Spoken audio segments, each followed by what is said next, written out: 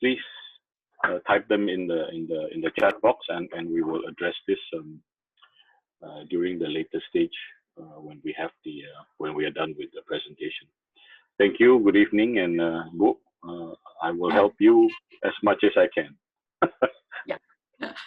Good evening, everybody from Malaysia, Singapore, the Philippines. I'm very happy to be here, and also lucky to have the connection, the Zoom connection. Thank you for Leica Indonesia to invite me to do this travel diary. And it's a nice opportunity for me to show you my work or my shots or whatever you can call it, because I'm still learning. Okay, we can go to the next picture. This picture was taken in Ushuaia. Okay, we go to Indonesia first. Ngawi is in East Indonesia. Next, the photo, please. This is an old fort, a Dutch fort, which was built in 1953, if I'm not mistaken. It's called the Sunken Fort, and because you couldn't see them from the outside, but now it's remaining all the ruins. And this was one of my first travel with the Leica Q, and I'm very happy and to have this camera, and I've been then traveling a lot with it. Next. This is how it looks from inside. The black and white, I'm also very satisfied with the black and white outcome and with the Leica. And apparently, I happened to Google, and in this place, I mean, in this occasion, Ngawi, the Pithecanthropus erectus was founded by the Dutch years ago. So beside the fort, we also have the Pithecanthropus here from Ngawi. The next one, can we go to Tangerang then? Tangerang is about 1.5 hours from Jakarta. And there are, I was there with joining Matthias Henk for my first street photography, actually. I started as a landscape photographer. Next. Beside the auction, fish auction, close to it, we have the drying of the fish, salted fish. And it's quite amazing how they do that one by the hand, and they put it on a what do you call that? On an open field to actually to dry. When it's on a tray, on a huge tray. On a tray. Yeah. Yes, it's on a tray. Maybe you can the next picture. Half the size of a soccer field. Yeah, it's very huge. Right. Yeah, and see how they do it, and you see you can even see the reflection of the fish. Under is some water gutters, and that it's a huge place actually. And when it's dried, that will be sent all over Indonesia to several places. This salted fish. So okay. If I may add, this was one of the earliest workshops we had with Matthias Henk in Jakarta. We visited an auction place for incoming fishing boats to auction off their catch. And this and of course, obviously around that area are where they process these fishes in many ways and forms. So it's west of Jakarta, about 1.5 hours away. Thank you. Thanks. And from there, we went to visit candle factory. Candle factory, the Chinese big, Yeah. tall candle factory. And this is the place where they were drying the stickers on the candle. If you see, there are some figures of the dragon. The dragon. It's on a translucent plastic or sheet and then printed. So this is a very traditional candle and incense factory located west of Jakarta, and this image shows the outermost plastic layer of figures that they wrap around the candles when it's done. Bernard knows the story because he was there too. Yes. And here are some. So this is a picture of the film, yeah, of the translucent sheet. Translucent sheet, yes. Yes, translucent sheet of plastic. Okay, thank you. And from here we are flying off to Tanzania. I've been traveling very much the late few years. So this was in 2000. This was in 2016 also. Okay. The Maasai. This is not from Serengeti, but we found them. We visited them in the Ngorongoro desert, I think. Yeah. Desert. Yeah. Yeah, very tall and handsome. Actually, their clothing is very colorful, usually red. Okay. Next, the woman with her child, and as you see, all the ornaments they're using, all kinds of ornaments.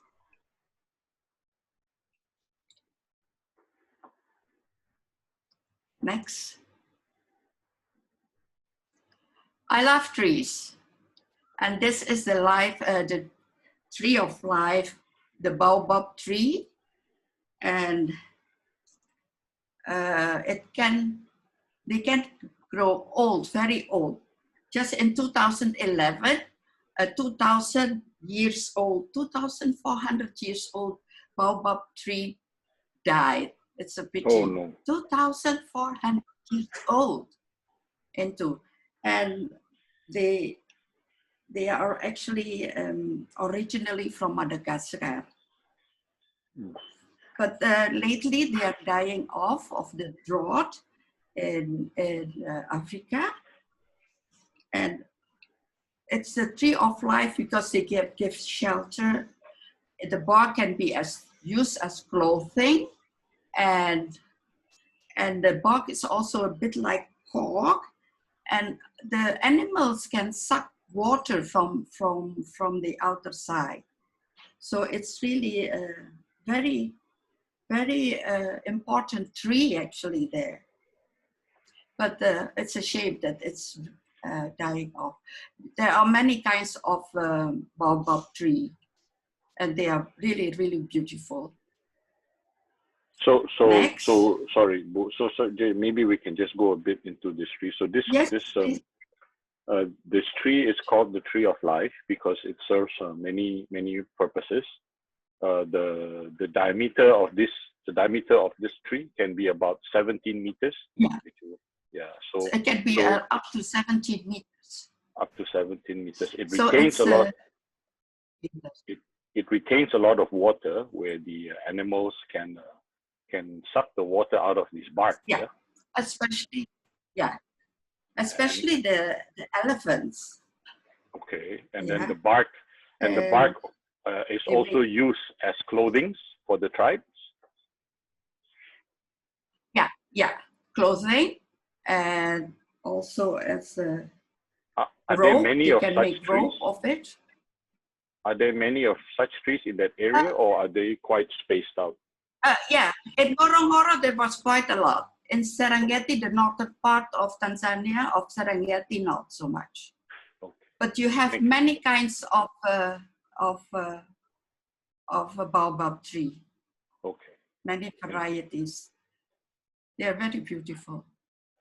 Imagine the 1711 to 17 meters diameter. Yeah. Okay. Next. Yeah, this is the iconic sunset of Africa. Everywhere in Africa, you have this beautiful, beautiful sunset, and the organizers usually are using this to serve their guests with, sitting around the table and then serving champagne and watch this beautiful sunset. It's really so nice. It's amazing. You should go there and enjoy this magnificent sunset Nature. in Africa, South Africa, Zimbabwe, everywhere actually. And this is all. Everything was taken with my Leica Q. Thank you. Yeah. The next one is my experience in Peshawar. Maybe Bia Viharta has been there also. The Hunsa Valley and the Karakoram Highway. It's a pity that this Corona COVID is now, the pandemic is in this world, because they just started to open the country for tourism, and now this is happening. So I really feel sorry for them.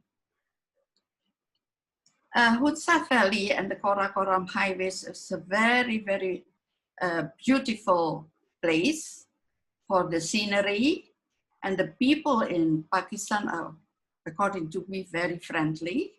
It is still cheap over there, and very, very attractive actually.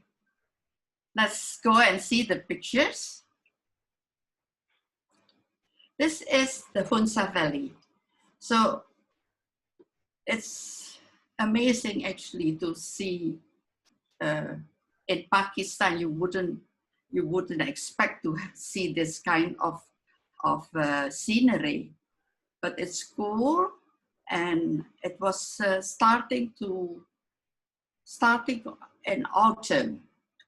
So the top of the mountains are still covered with snow, because the Hunsa Valley is surrounded by a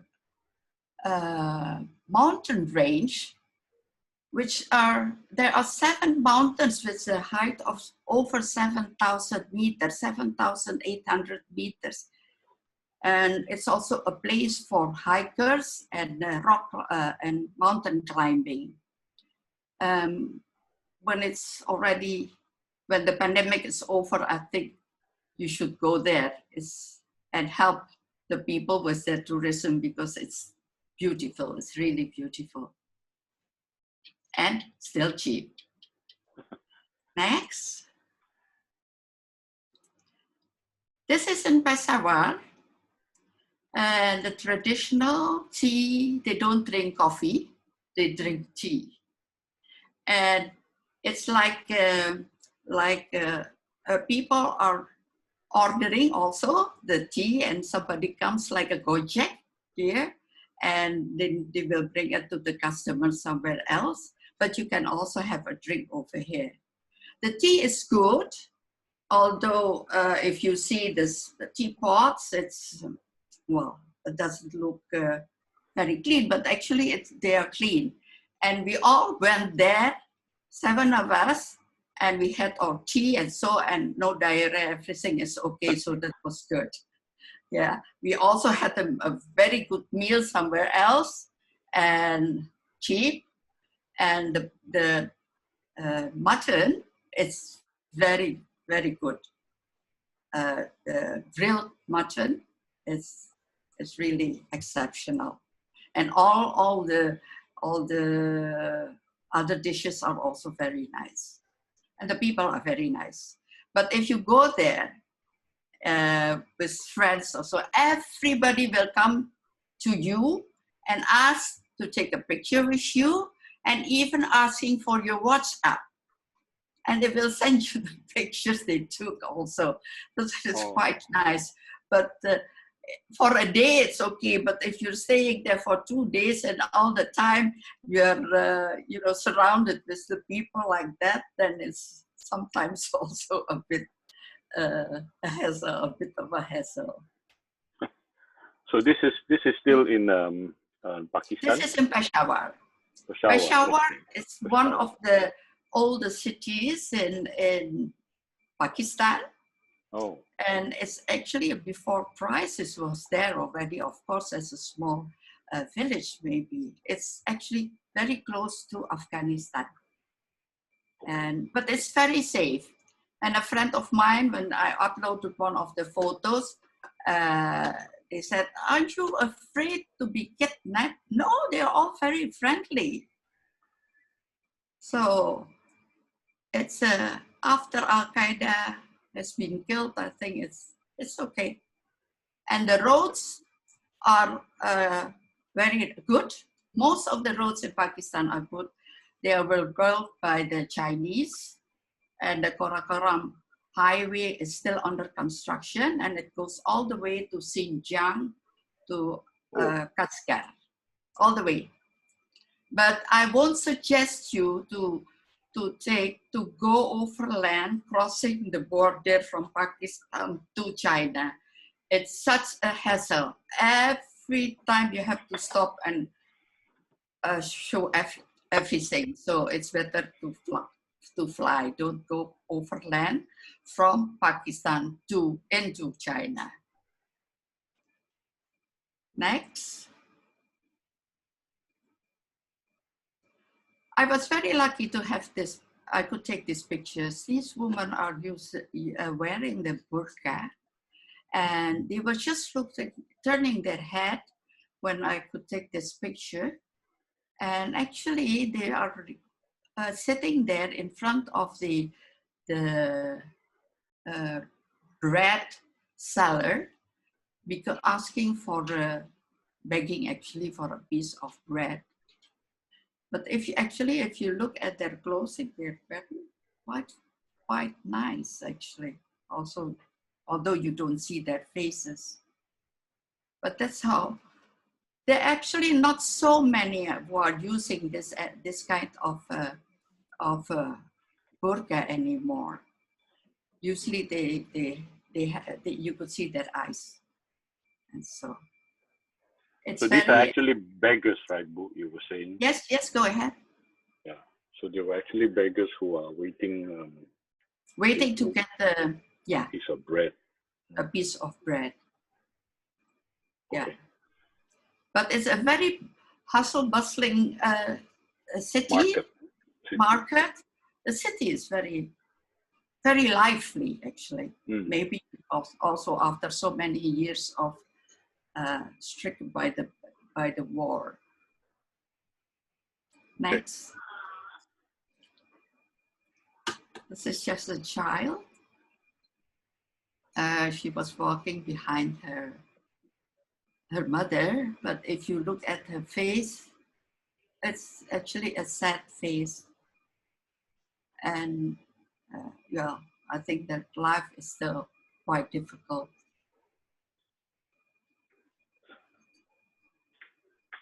Next. Okay. This is how the city is. I find this picture so nice because you can see these two towels hanging in the middle of the road, people walking under it. It's of course also a bit dusty, and children running. It was after school, and very lively. Yet you have another one with a burqa, school coming home from, the children going home from school. It's a place to visit actually. If you like people photography or human interest, then this is a place to take. I would love to go also to come back again, especially also to Karachi, because I saw pictures of a friend in Karachi, very beautiful people, very beautiful human interest and street photography. So, I just yes. Sorry. So all around the city, is it like this? Is it this old, or they are more? Well, most of the part are like this. People walking around, shopping or playing. But there are, of course, people a bit outside which are not as dense as this. Is this a closed city, meaning to say like, or is it trading? Oh, okay. Oh, but you have sectors, but part of the city that they are all selling shoes, and then there's an alley or a street where all the gold and jewelries are there, and you have all these little alleys going beside this main road, this one, and it's very interesting. We were there only on a day trip, so early in the morning. Okay, thank you. Next. This is a view along the Karakoram Highway. Very beautiful. This is actually a stream, or it's now has become a lake because of the dams the Chinese and the Pakistani are building. So the color, really the color are like this. I didn't do much to the Photoshop or Lightroom. So it's really Tosca and the blue sky and the beautiful snow-top mountains. Very natural, very nice. Next. Okay, and then we go to Cuba. Fly all the way to Cuba. This was also in 2016. So I happened to have a lot of places. I went to a lot of places in 2016. Cuba, yeah, it's exotic, but it's also very sad. I had a mixed feeling going to Cuba when I arrived there, because this time I'm not going to show you where the tourist people are going and this beautiful buildings and so, but I will show you some more reality.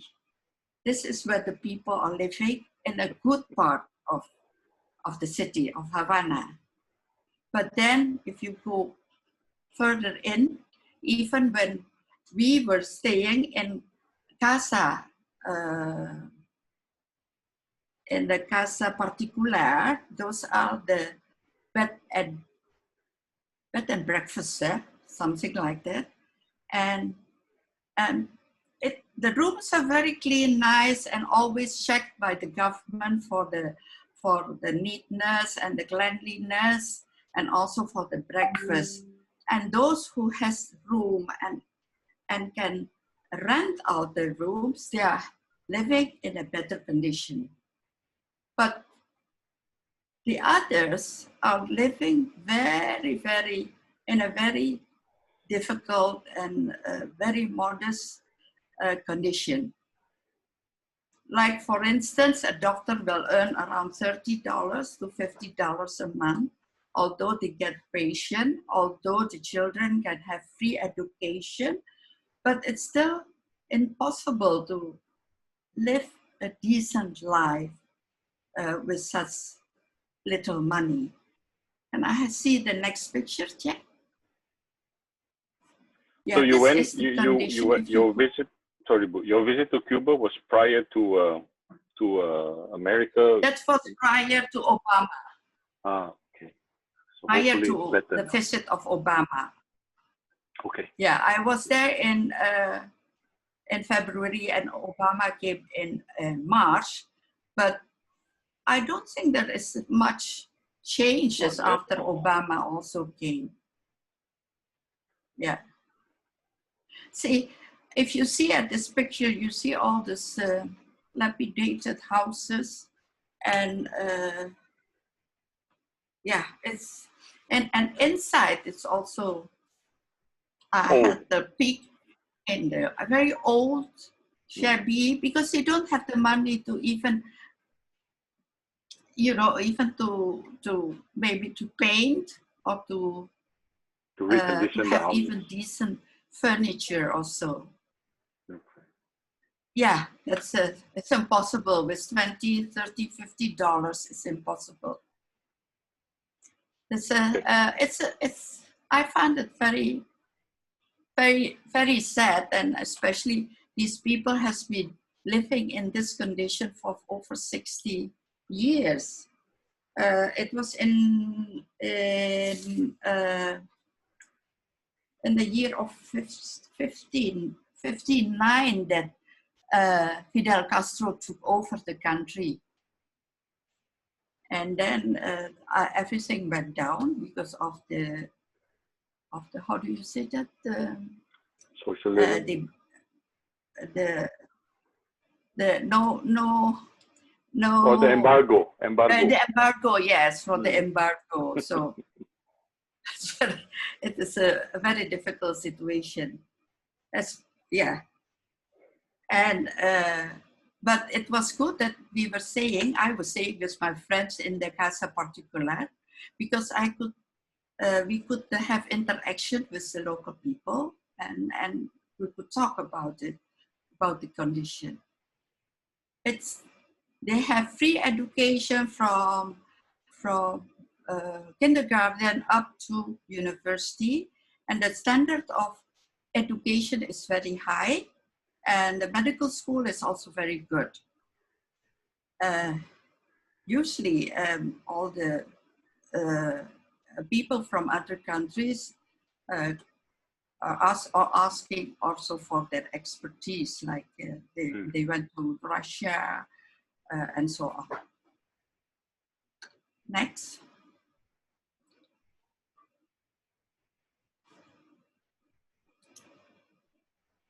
Next picture. This, I'm showing you a photo of a shop. This is something like this. The shops are like empty, only a few things. There was a time that there was no salt in the country. No salt. And then there was no Pampers. And then sometimes, so it's never stable. And they have a very difficult life. I was really, I had a really mixed feeling being there. Happy to be there, but to see these people living there it's sad.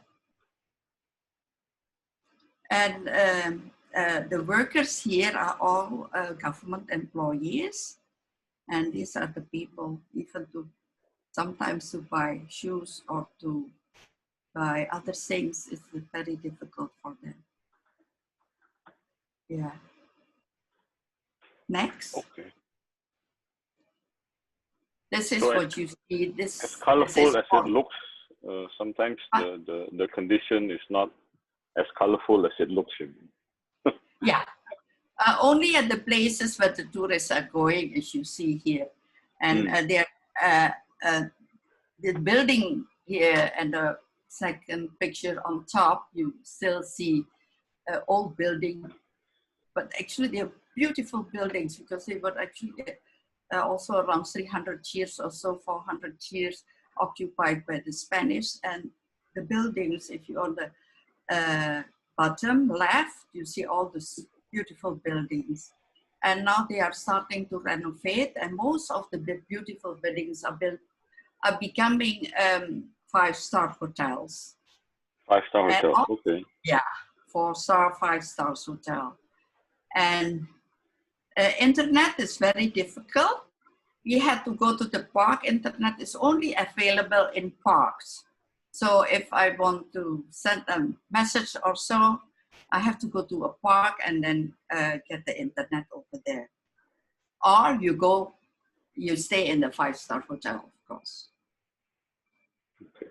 You see all these old cars, but don't be deceived because all the engines of this car are already changed into a Mercedes-Benz machine. So it's not original, only the outside is original. But those who has this car, well, they can earn quite a bit according to the standards. Okay, thank you.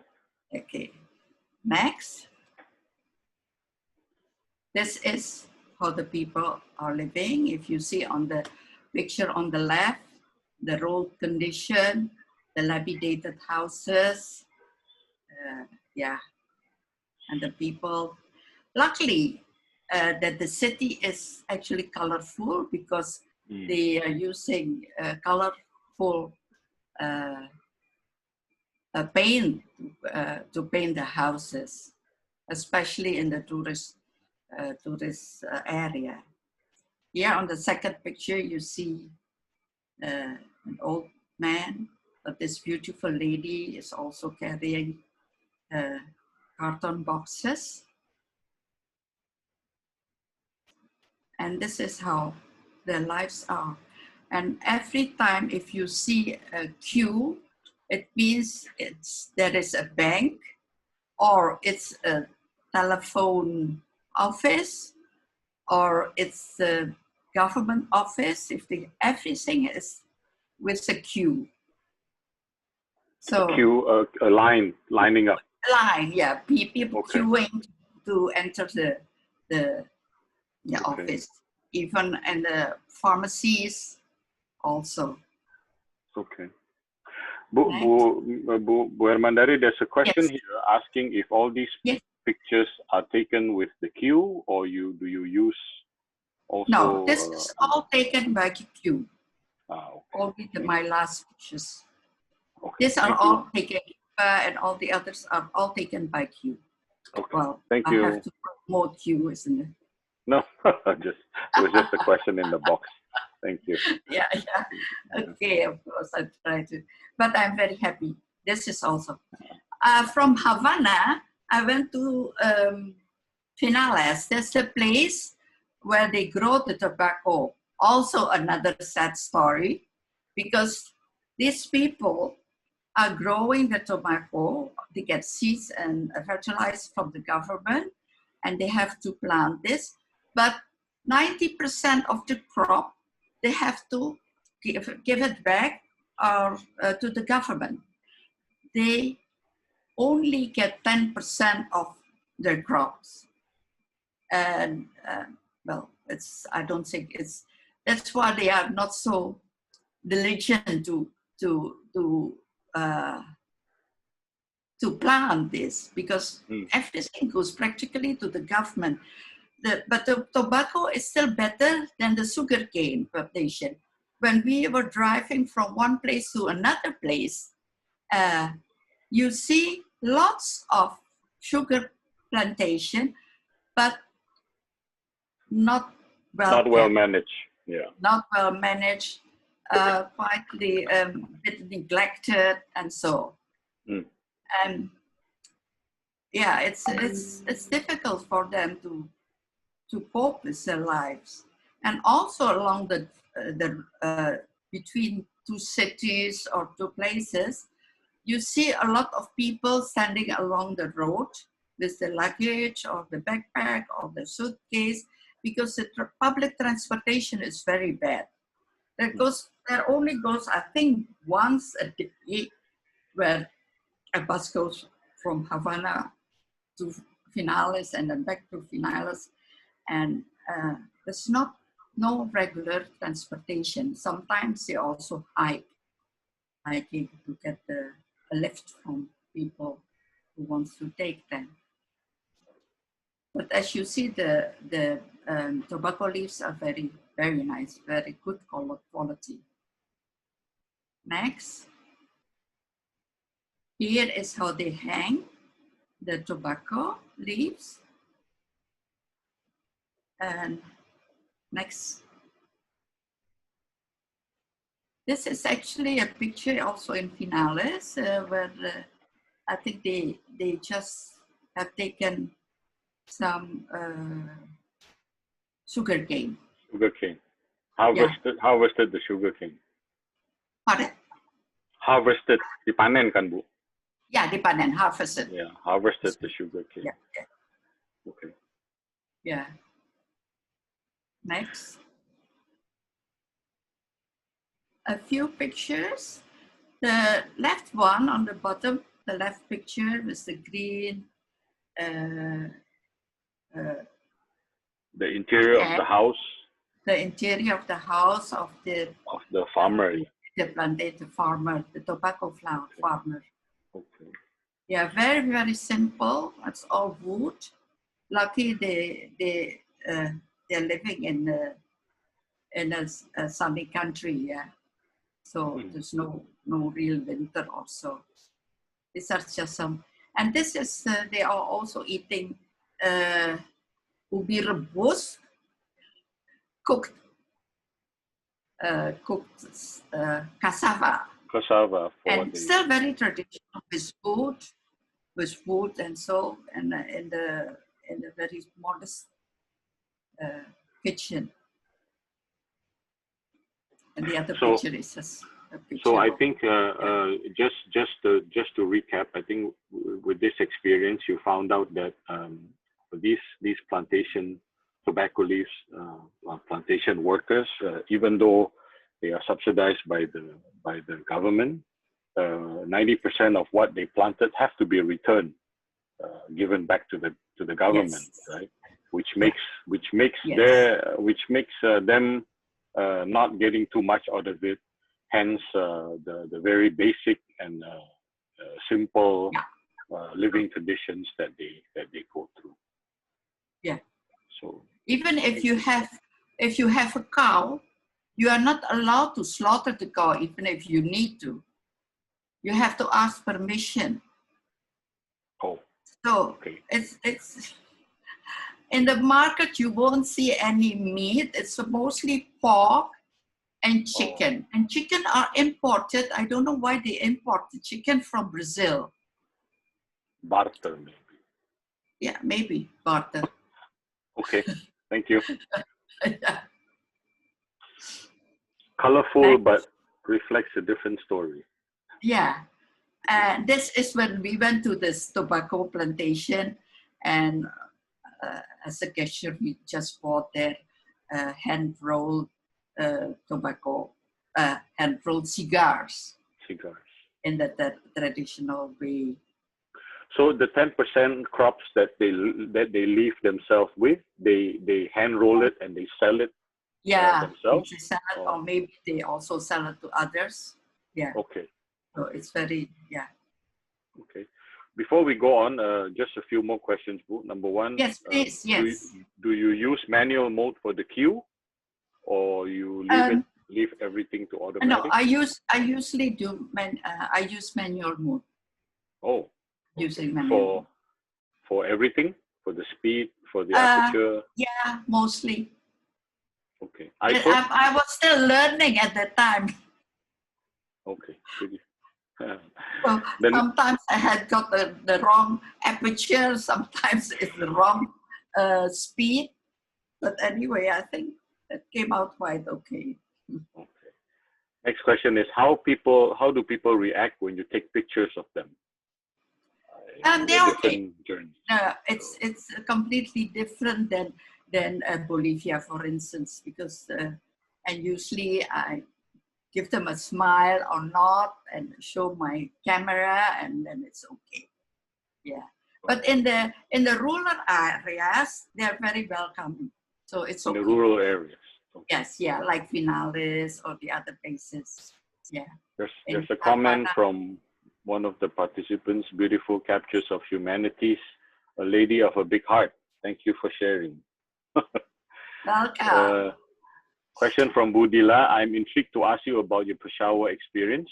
You showed the image of ladies sitting on pavement in their burqa. Were you required to cover your head too as a tourist / female photographer walking around the city?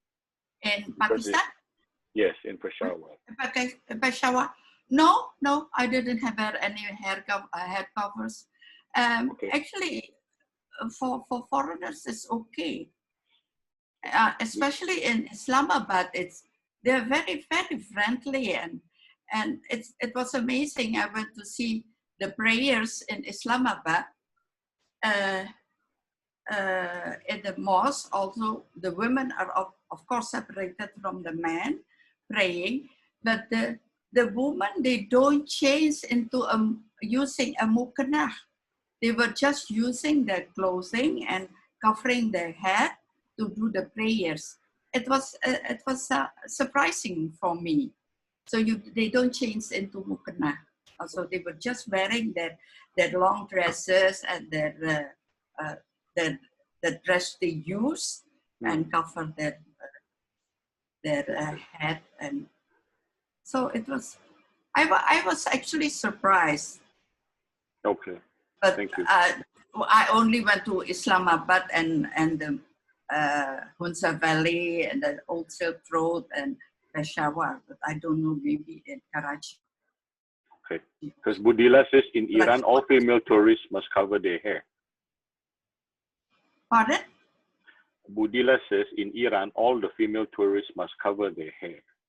So she was wondering whether you had to do this, do the same in Peshawar. No. Oh, okay, thank you. Okay. Next. This is Trinidad, and this is very touristic, very colorful, many shops, many cafes, many dining places, and also music. And well, it's a place where tourists go. But this is, well, a street where mostly everybody goes to the center of the city. Yeah. But it's nice that all the houses are colorfully painted, so it brings a bright atmosphere. Okay. Yeah, this is a very nice story. I was staying in this casa particular. The owner is a doctor, but we didn't met the doctor because he was assigned by the WHO to Brazil. And that is, for them, it's very good because then he's earning quite a lot compared what he will earn at home, $50 US per month. And when he has an assignment from the WHO or from any international organization, he will earn around $3,000, which is very big compared to the $50. This the living room on the left side of the house is a very old house from their grandmother. It's on the picture it looks nice, but actually it's also quite shabby and old. Rundown, yeah. Rundown, yes, rundown. Okay. This is the breakfast they serve us. Very nice, homemade bread, butter, and fruit. Lots of fruit. Yes, and she was telling us about. I was asking, what do you think if America comes in again and the trade goes well, and what do you think? Would you be happy about it? And then she said, "Well, I'm a bit hesitant. I don't know," said, because at the moment Cuba is so safe. There is no narcotics. It's safe, and we have everything is paid by the government. Actually, the schooling up to the university, and in a good, very good education. and it's safe. So, and the youngsters don't have too much attraction so that they can concentrate on their studies. And so she wasn't really sure whether it would be beneficial for them to change the way of living, of life. But still, they deserve a bit better than. Okay. Yeah. But it was really a very nice experience to stay at her house. I stayed there for 2 nights. She was very friendly and telling about the condition and so on. Okay. Okay. This is Trinidad, the contrast. On the left, top left, nice. On the right, you see the difference again. People living in a shabby, dilapidated houses, but very colorful. Old cars, blue and yellow, and then I'm thinking about Fulvio Bugani, of course, with all the colors. Yes. That's why he loved Cuba so much. Very colorful. Very colorful, yes. Okay. Here, another picture again of the situation. Although the door has outside, you have this not cemented wall, but the red and white doors. It's nice to see. Next. Okay. Next. Yeah, here. This a lot of places like this you can find, even in Havana, any places, Finales, San Fagegos, and Trinidad also. So these are actual houses that yeah, you live in? Oh, okay. Yeah, some are still empty. Empty because you cannot live anymore. It's too dangerous to live in. Do they own the land, or does the land belong to the government? That I don't know. That I really don't know. But they own, lots of them own their own houses, especially those who can rent their rooms to tourists. Yeah. That's the sad story, or happy or sad story. I don't know. It's a mixed feeling for me of Cuba. So if you go deeper into it, then it's sad. But it's not still as happy as the colors. Yeah, not as happy as the colors, but of course it's very photogenic. Yes. So for a photographic tour, I think it's worth it to come there. Yes. But then you are helping the people also if you go there. Well, it's we do hope we are able to do a workshop there someday with Fulvio. But yeah, that's nice. Thank you. Thank you. Thank you.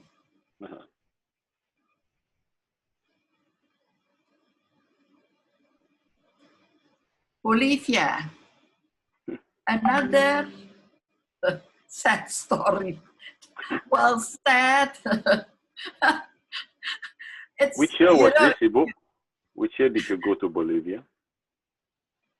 2017. End of 2017. Okay. 2017. It's not like ago. Actually, I didn't study much about the country before I left. I left for the country. But when we arrived there, I got a message from my friend that there was a polling that the most unfriendly people for tourists are Bolivian. When I read that, oh my God. The first day, I got a message from my friend that Bolivian people are the most unfriendly. But I can understand why that's so, because they are living also in a very difficult condition. And okay, so here you see a family. They're very devoted Catholics, and the country has been also occupied by the Spanish for 400 years. And actually, it's a very beautiful, rich country.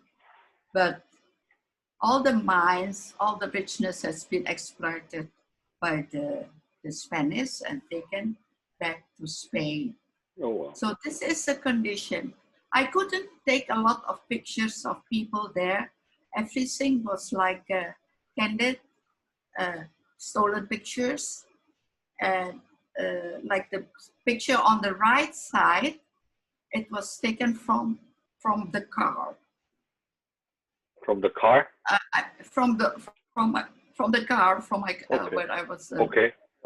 So I had asked the driver to drive slowly, so I could take some pictures. This is a family. You see how 4 children with a difference of age of 2 years maybe. And if you see the clothing, the condition, it's a tough life. And on the right side, you see this lady sitting on the floor selling her crops. She had her baby with her in her, yeah, the baby was there. So it's, yeah. And I have tried to take some good pictures at the market, but could not. I went into the market and I thought an old lady was selling bananas. I said, okay, let's try to buy some bananas. So I went there and I bought bananas, and I asked her very politely if I can take a picture of her. No. She said no. So they're not very open to okay. No. People. Well, they're open to tourism, but they don't want to be taken pictures. And it's actually also their rights. Yes. We cannot force them. Okay. This hat, I forgot the name of this hat. The hat, the woman with the yellow shawl. Yeah. This is a typical hat, and it shows the status of people. And the beautiful hats are usually made in Italy now, and it can cost $2,000 or so. But this is traditional, and they are still. These are the 2 countries, Peru and Bolivia, and Latin America, that are quite traditional. Still, a lot are using their traditional clothes. It's the very wide, skirt and the hat. Okay. This is the condition. Yeah, okay, and then we go to this beautiful part of Bolivia, which was actually my main intention to go to really see this Salar de Uyuni. This is the salt desert of. Salt desert. It's a salt desert. Yes. It's huge. It's around, I think, around 1,000 something. Let me see. I forgot the number. It's very big. It's over 1,000 square meters of salt, and the depth of the salt is 10 meters.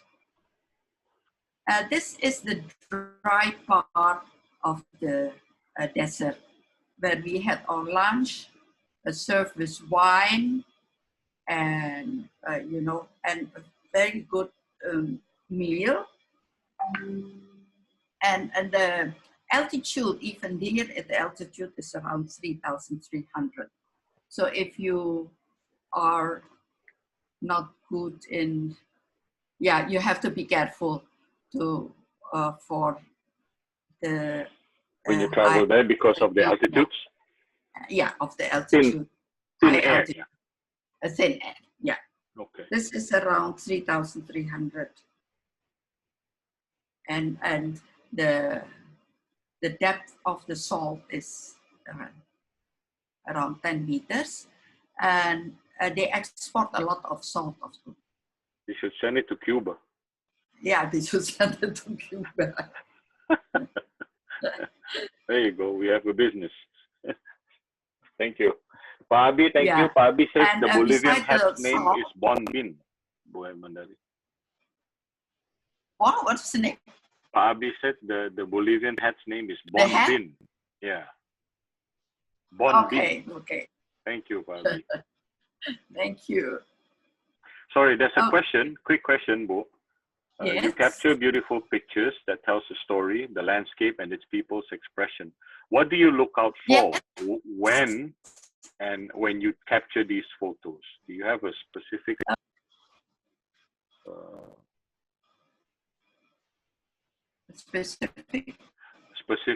objective? Well, maybe? I was there in.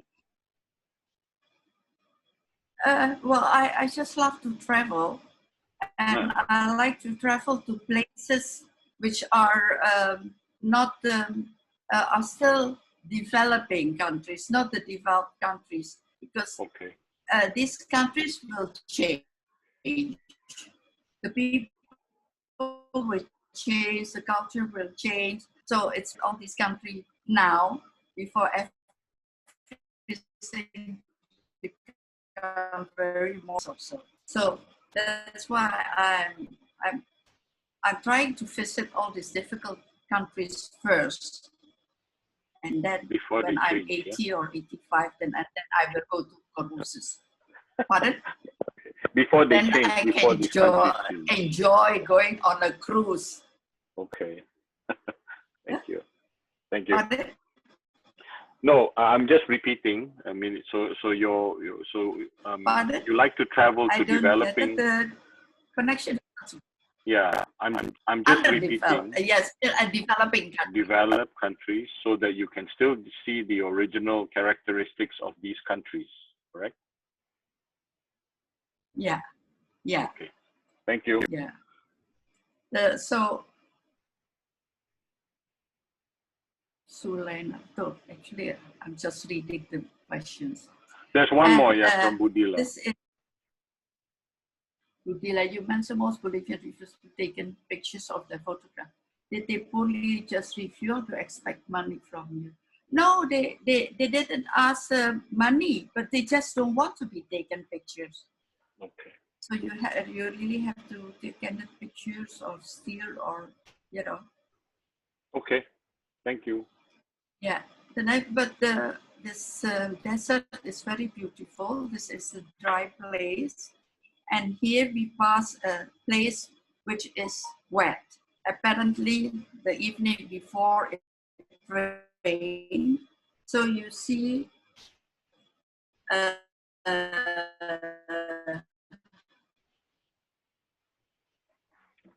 Sorry, there's some connection. See the of the sea. Yeah. Don't you hear me? Hello? Can you repeat, please? Hello? Just now, the connection was not very good just now. Oh. This is a part from the desert, the salt desert, which is covered by water. It's around 10-15 centimeters. And because the last night it rained, so you have a completely different view. You can see the reflection of the scenery. Don't you see? It looks like a lips. Yes. It's really amazing to see this. Beside the salt lakes, Bolivia has also this beautiful lakes. The Red Lake, the green, Verde, and all colorful with full of flamingos. This is another part And we stayed in a very nice hotel close this place. They actually have nice hotels also in this area, a couple of them. And this is just to show you how huge the place is. Mm. The salt desert, yeah? This is still part of the salt desert. The salt desert. Still the part of the salt. Salar de Uyuni. Okay, then we leave Bolivia, go to the next South American, it's Chile. We pass the border by road or by road. And to the Atacama Desert, another desert, but also a very beautiful desert. It's called the Valley of the Moon. The next Valley picture, of the please. Moon. This is, can you go back?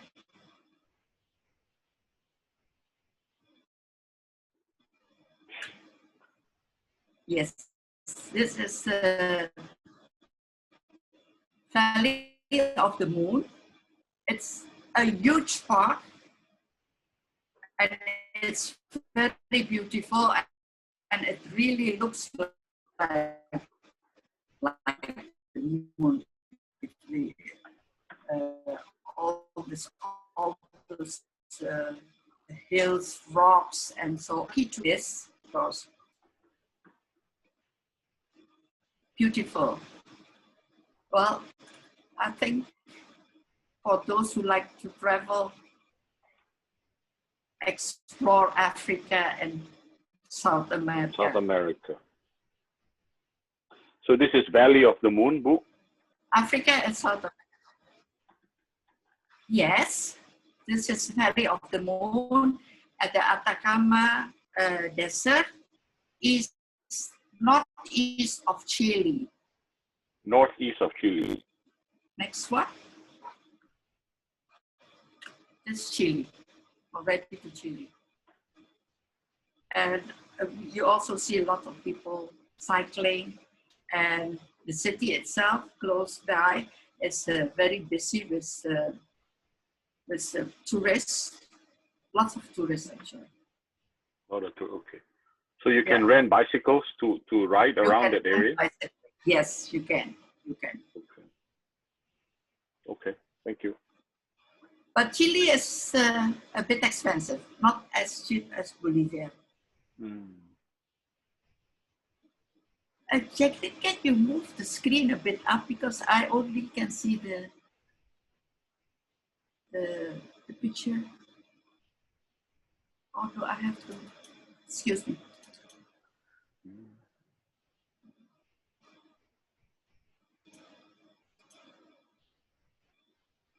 Okay.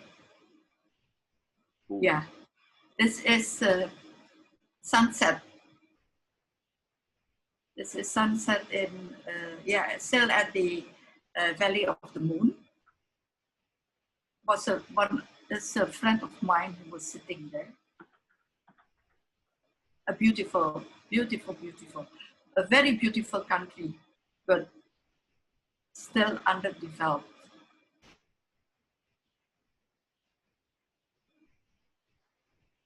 Next.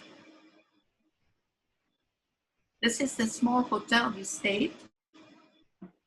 And you could not pay with credit card. I had to pay in cash. Oh. Pardon, was a question from Pa. Do you use polarizing filter from Dr. Edwin? No, no. No filter. Do you use tripod to capture landscape on the trip? That's another question. I had my tripod, but I didn't use it here. I didn't. Oh, I use it for the sunset. Sunset with the girl. Yeah. Okay. I use the tripod. Okay. Still with the Leica Q, right? With the Leica Q. This is always the Leica Q. Okay. Thank you.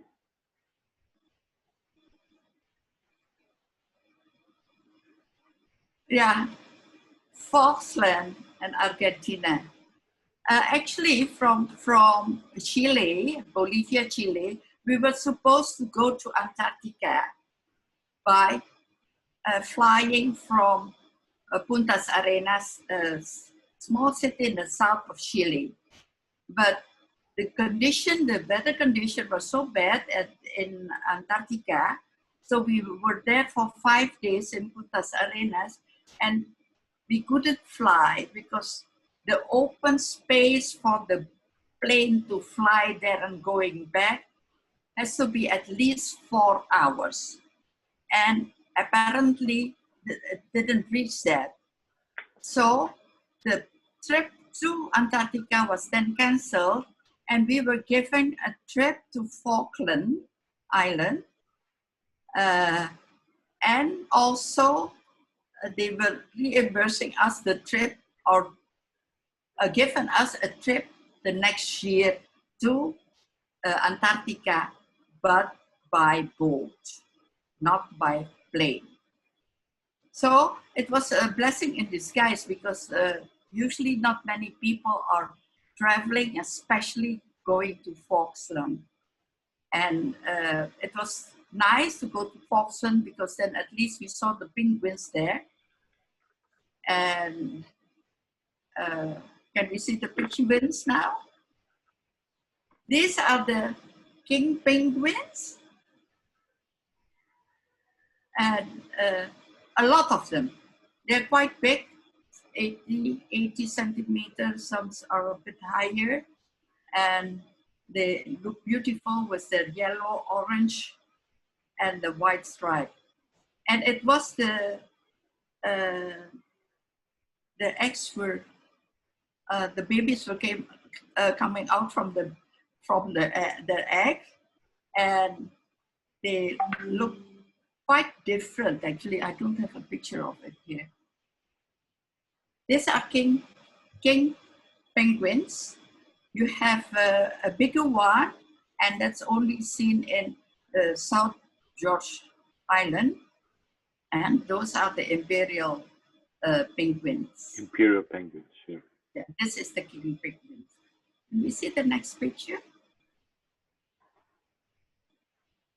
Here you have the king penguins. It's such an odd view to have penguins on grass meadows, and enjoying the sun. And while you always in my mind, the penguins having this ice and snow or white scenery. Do the penguins live there, or is this part of the migration period from? No, they live there. Yeah, they migrate only very close by, not okay. far. Okay. Wow. Beautiful animals, and they are monogamy.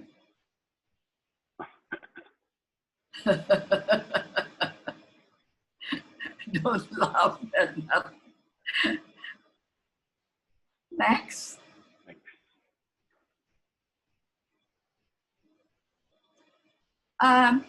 This I found very interesting.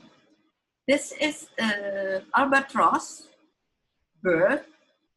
They're quite big. If you see, compared to this little penguin, this is a rock hopper. There are 17 kinds of penguins. This is a rock hopper and quite small.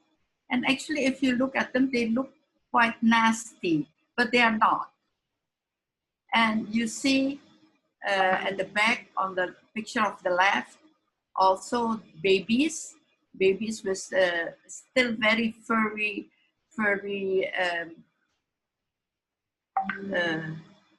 the furry, body?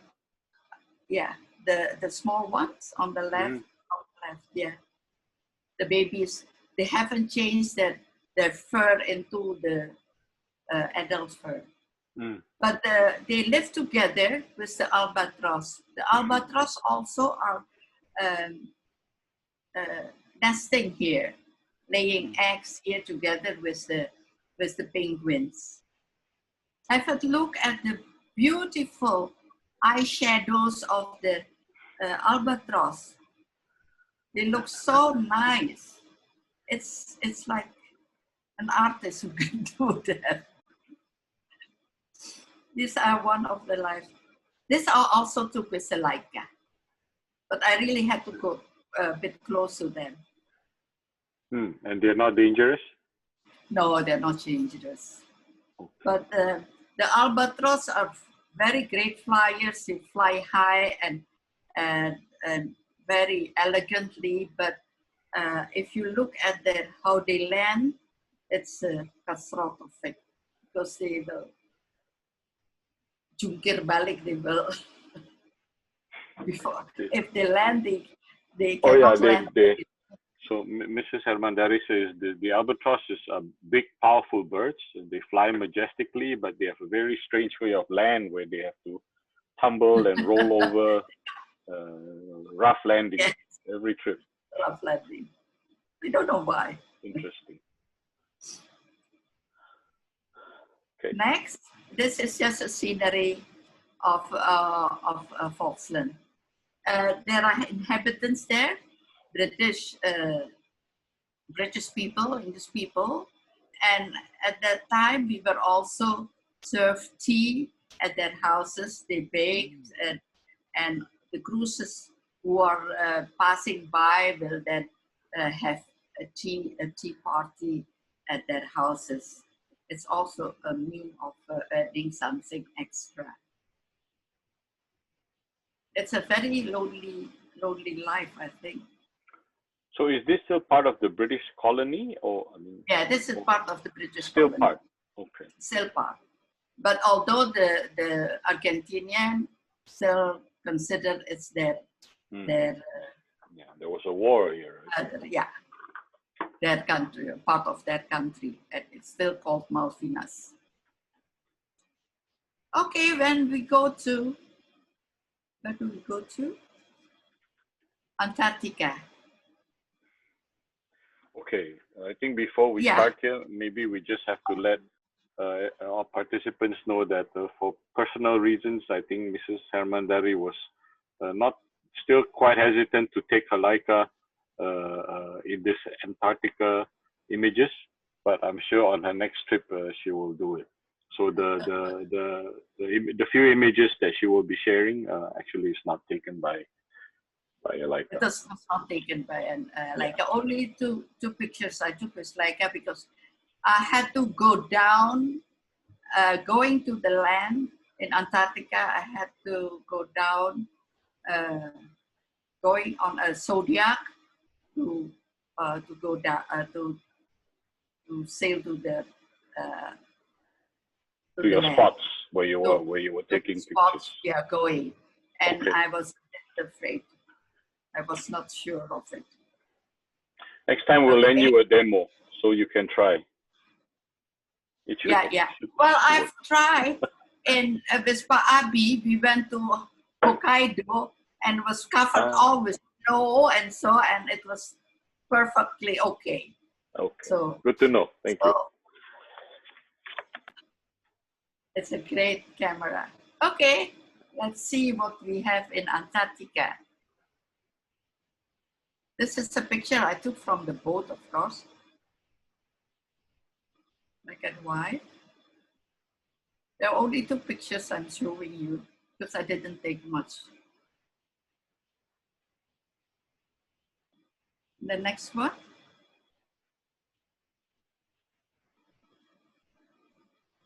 This is the scenery in Antarctica.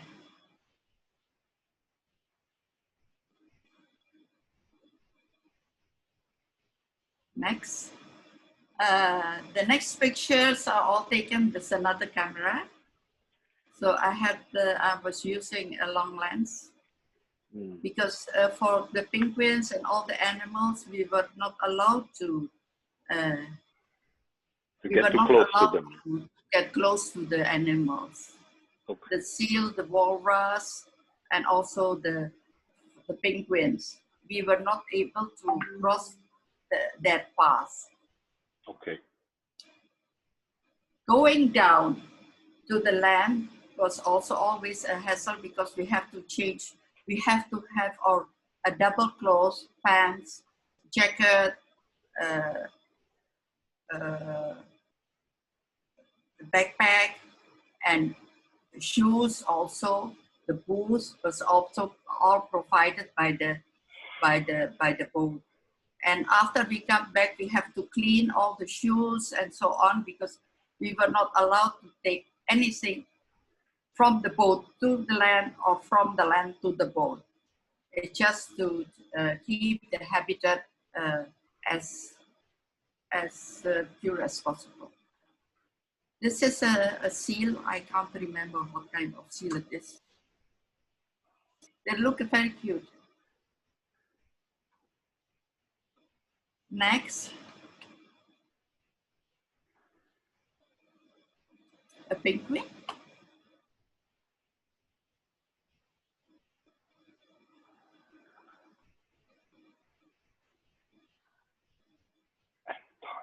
These are not taken by the queue, yeah? The penguins are, the one in Foxland I took with the queue, but the one in the Antarctica, not.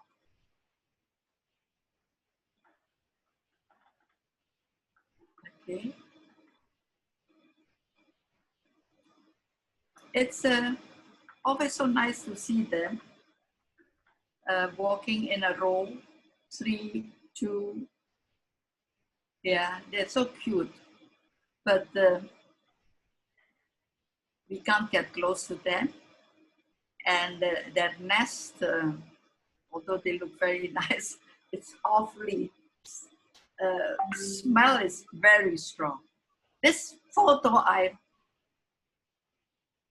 yeah, okay, next.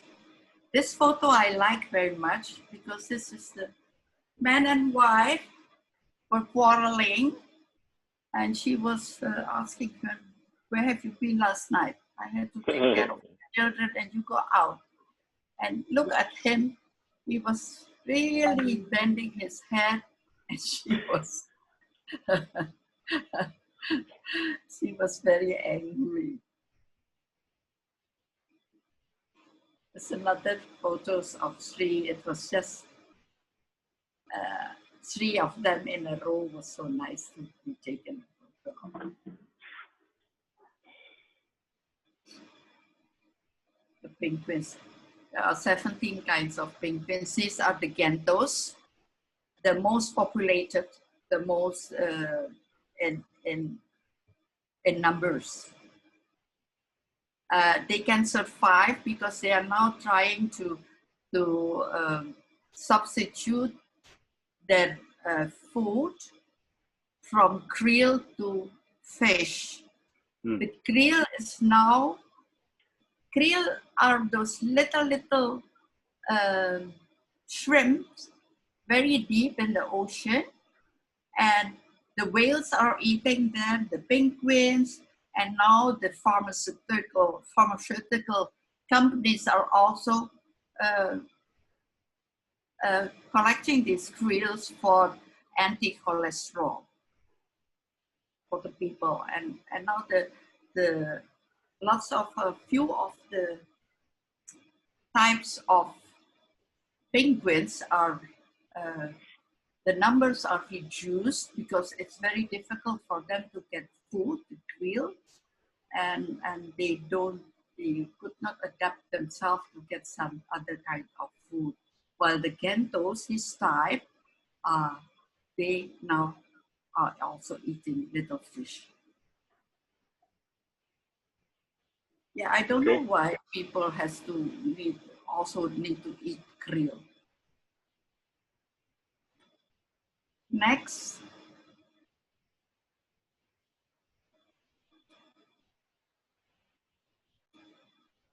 These are the conditions where we were sailing. This is our boat, the Resolute. It was quite a new boat. The story of this boat is quite interesting because this boat was built by a very rich tycoon for his wife.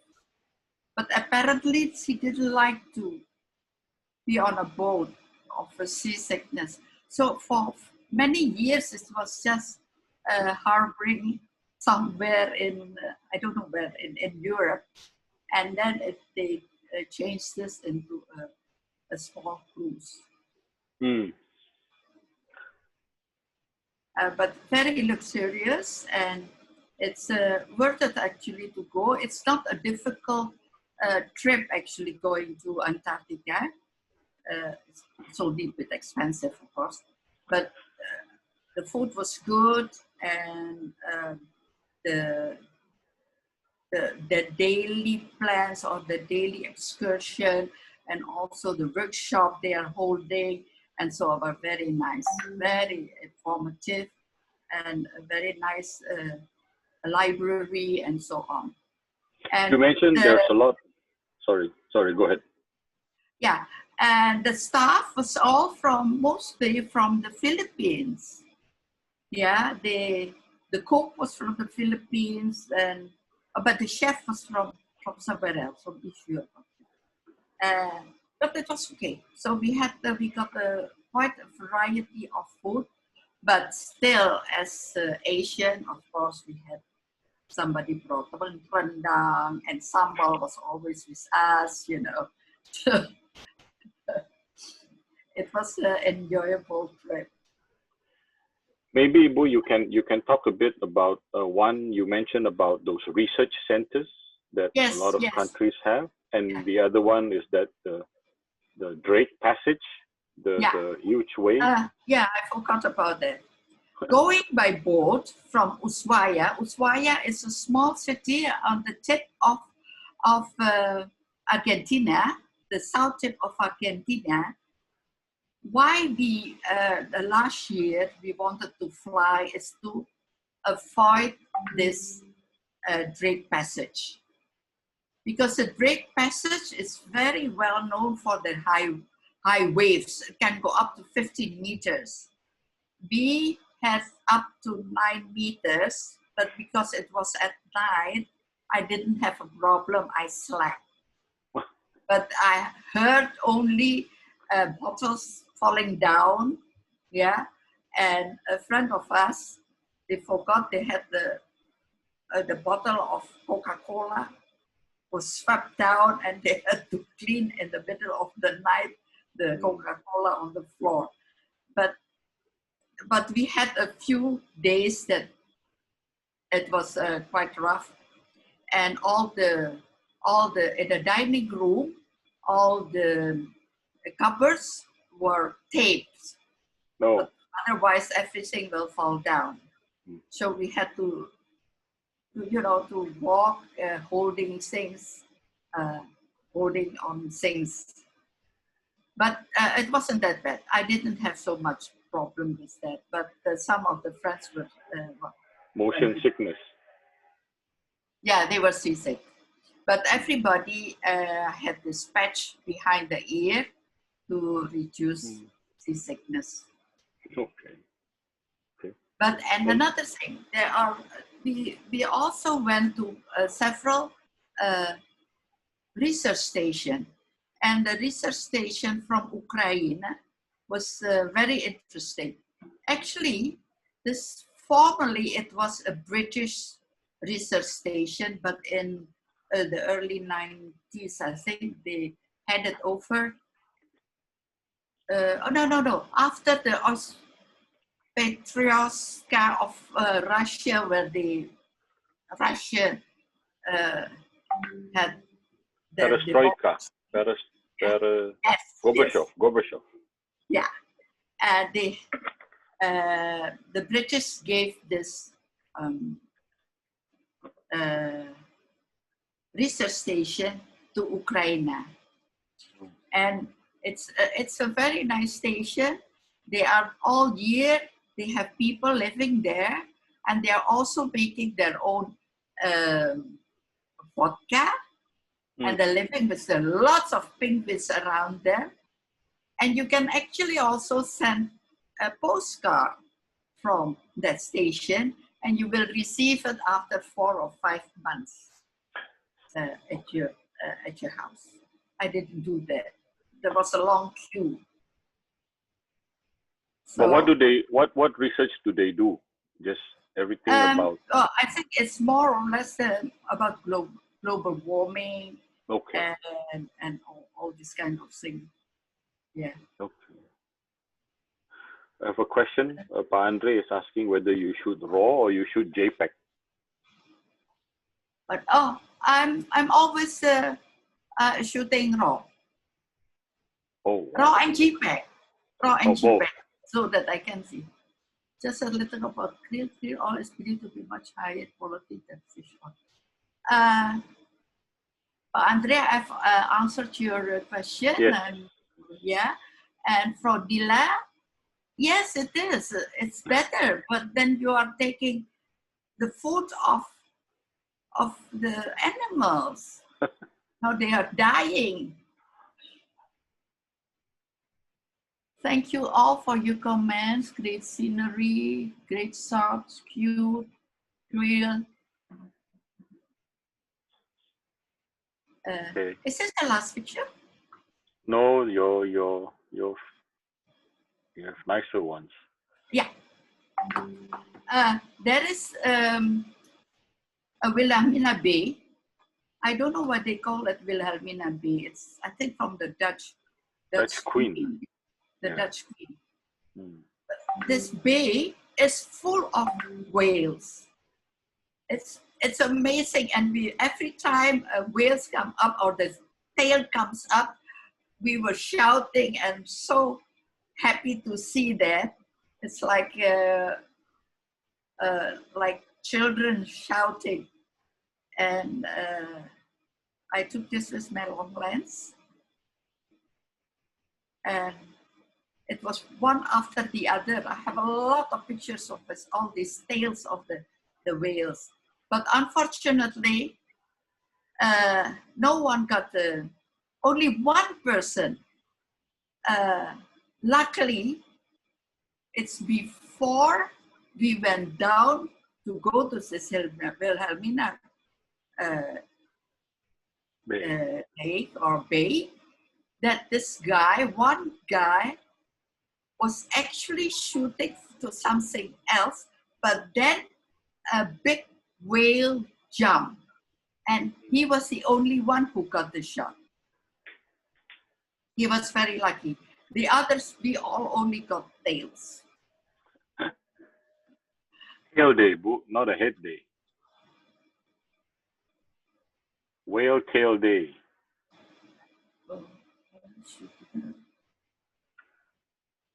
Strong picture, Bunda. Thank you, Pak Robert Lee. Pa Andre is asking whether to use zoom lens, Bu. Yes, I was using the 450 and the 40, 150 Fuji Okay. lens. Next. Okay. Yeah, this is another kind. It's a once in a lifetime travel. But just to inform you, I have also been to the North Pole. So I'm a bipolar actually. I have been to North Pole and the South Pole. I'm still eager to travel. Okay, next. And these are my pictures, camping in Antarctica. It's quite an experience because camping is without tent. We only had to dig a hole the length of your body and only 40 centimeters. Yeah, 40 centimeters. And then you were supplied with a double layer sleeping bag and a cover for your head and so. But I had to ask my friends, the younger friends, to dig for me because I couldn't do it because the snow, because it's not fresh snow, so it was very tough actually and hard to scoop all the snow out. And when we are leaving the next morning, we have to cover all these holes again with the snow. So it was actually not an easy job. And it looks like a big group, quite a big group. Yeah, a big group. A big group, around 50 people, 60 were camping there, sleeping there. But we hardly had any really dark night. On the left photo, you see this beautiful glow of the sunset. And this was at night? Yeah, this was a sunset. That was at night, around 10 o'clock, I think. 10 p.m.? 10 p.m. Oh. And this was, yeah. And it lasted only for a short while, but it's dark and then it was bright again. And the next morning we had to, even to fold the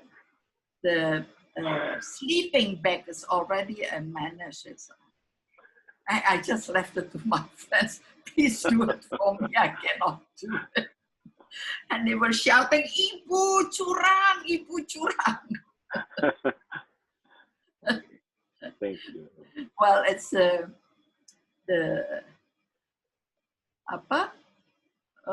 as an elderly, you just have to do it. It's your privilege. The privilege. It's a privilege, yeah, of an elderly. But it was a great experience. So this was my experience in Antarctica. And in Antarctica. So if you are adventurers and so go to these places, it's really great. Okay, and then is it not too cold to sleep within the ice, Ibu? Pa Andre is asking. Not at all. Not at all, because the sleeping bag, and it wasn't that cold actually, and the sleeping bag was very, very good and no problem at all. And no, I didn't have any problem. I could sleep. It was even colder when I went to the trekking place in Patagonia, Argentina, where we had to sleep in a tent, -10, and that was really tough. That was tough. Okay, thank you. Okay, and we're almost to the end. I think I still have a photo of my first photo in Argentina, the long exposure with. Oh, we passed it just now. The lake. Yeah, the photo actually. The long exposure, yeah. Photo, the long exposure one. That was actually in Argentina. Yeah, we paused it actually. Before this, Foxland. Yes, this one. No. The boat with the boat. Yeah, this one. This one, yes. This was my first long exposure photo taken with my Q1. It was a Q1. It's quite an experience because I was traveling with 3 other people, friends, non-photographers, and they had to wait for me. Ibu, are you ready? No, not yet. Ibu, are you ready? Not yet. Because I was still, I had problems with fixing all the filter holder and so on. But I'm glad I made this. This is a 2-minute long exposure shot, Ibu.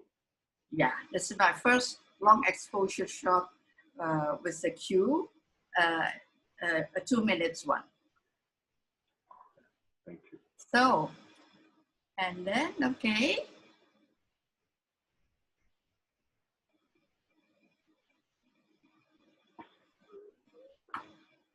Last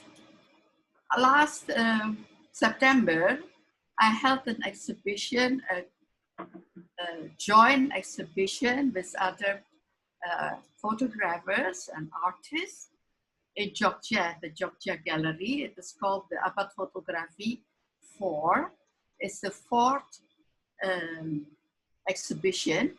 I already joined 2, the last 2, 3. Number 3 was in Gallery Nasional in Jakarta, and number 4 here in Yogyakarta.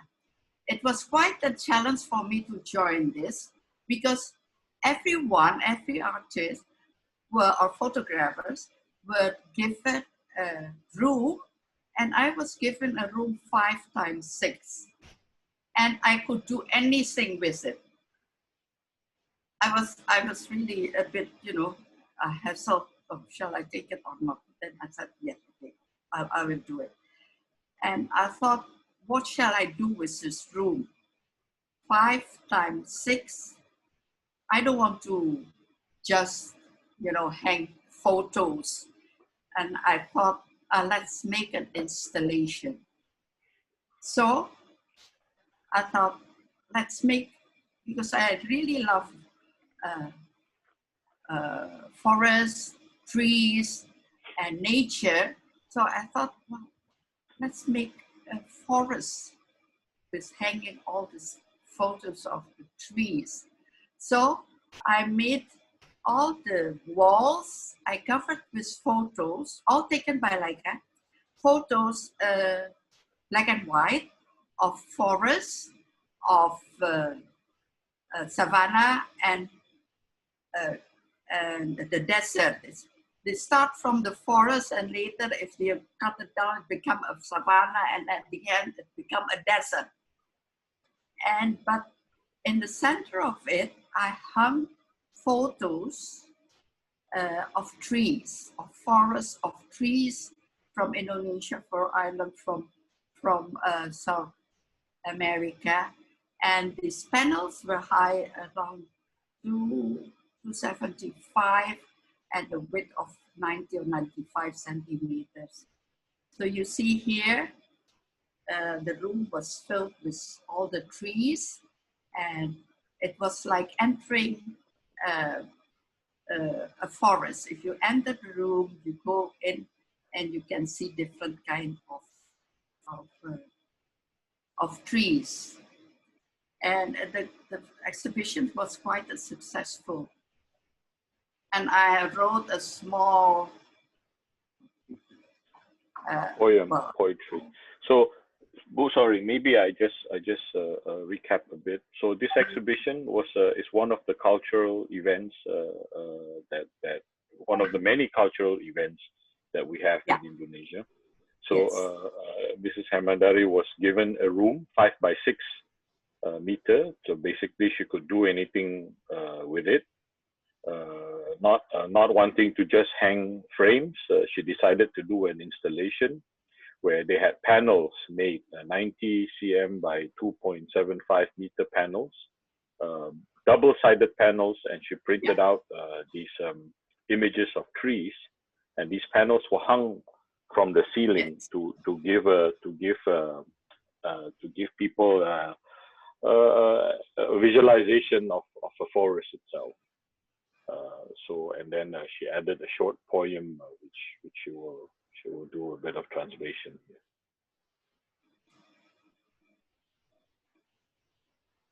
Okay.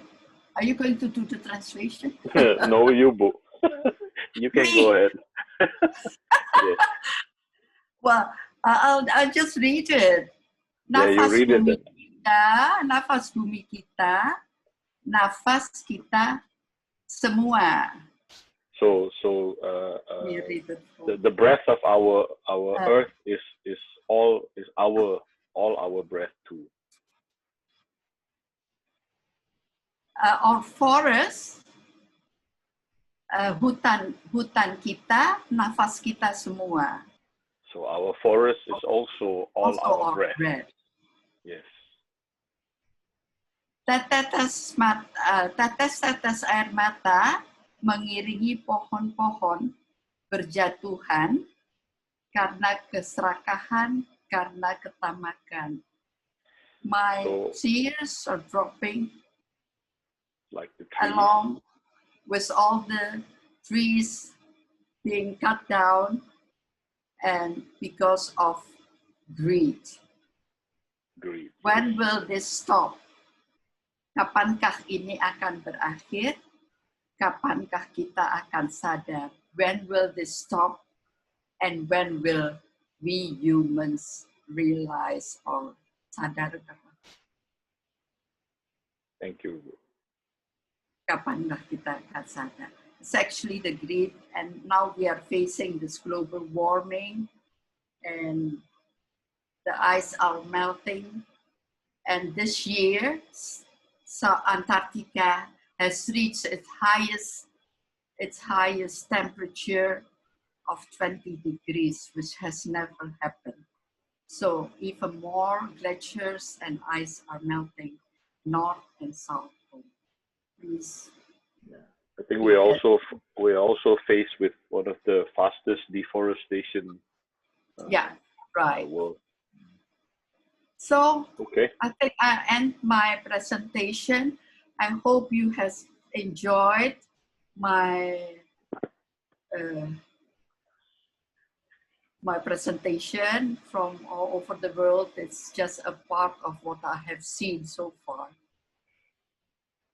Thank you so much for everybody. Thank you. Thank you, sharing amazing photo travels. Thank you very much, Ibu.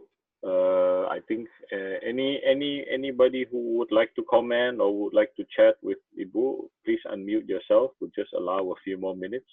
We won't hold on everybody for too long.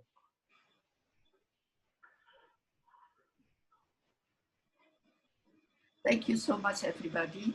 What makes you travel, Ibu? What makes me travel? I just love to travel. No? You love. Sorry, I unmute everyone just in case. Okay. Hello, everybody. Please feel free to chat or comment. Otherwise, I hope you enjoyed my my travels. Ajuris inspired to travel with you. Thank you all. Thank you all.